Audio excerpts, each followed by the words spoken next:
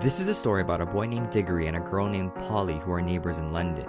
Diggory lives with his Uncle Andrew, a self-proclaimed magician, because his mother is very sick. Uncle Andrew shows the children some rings that contain magical powers. After touching one of the rings, Polly suddenly disappears. Diggory grabs a ring and goes after her. Diggory and Polly appear in a peaceful forest with several puddles. They discover that the puddles are doorways to other worlds, and so they begin exploring. The children then find themselves in a crumbling world called Charn. After ringing a magical bell, the queen, Jadis, awakens. They learn that Jadis is an evil witch, but as they try to leave the world, Jadis grabs them, traveling with them. Eventually, Jadis returns to London with the children and wants to rule the world.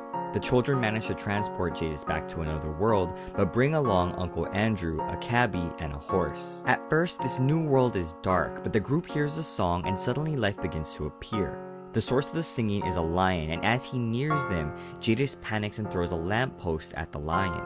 Seeing that the lion is not hurt, Jadis runs. The lion's name is Aslan, and soon he creates other creatures in the world called Narnia. He designates some of the creatures as delegates, giving them the power of speech.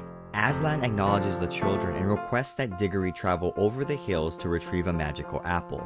Diggory travels with Polly and a flying horse. In the mountains, the apple trees are protected by a gate, and Diggory is the only one who ventures through. He picks an apple and is tempted to take a bite, but resists.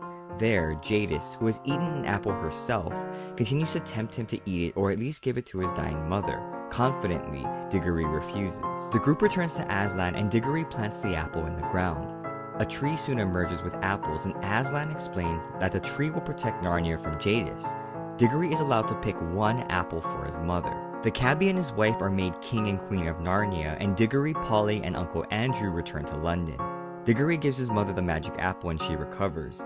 He buries the remains of the apple and the magic rings in a secret location. In the end, Diggory inherits a mansion in the countryside and builds a wardrobe out of the apple tree that he had planted.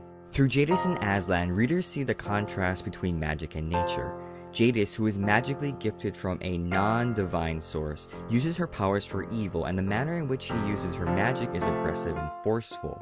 On the other hand, Aslan, who possesses magic from a divine and almost mythical source, uses his powers for good, highlighted by a calm and majestic manner. In essence, evil magic, or self-proclaimed magic, is the exact opposite of natural magic. While there is Christian allegory throughout not just this story but the entire Narnia series, there is a special focus on creationism and the Garden of Eden in this story.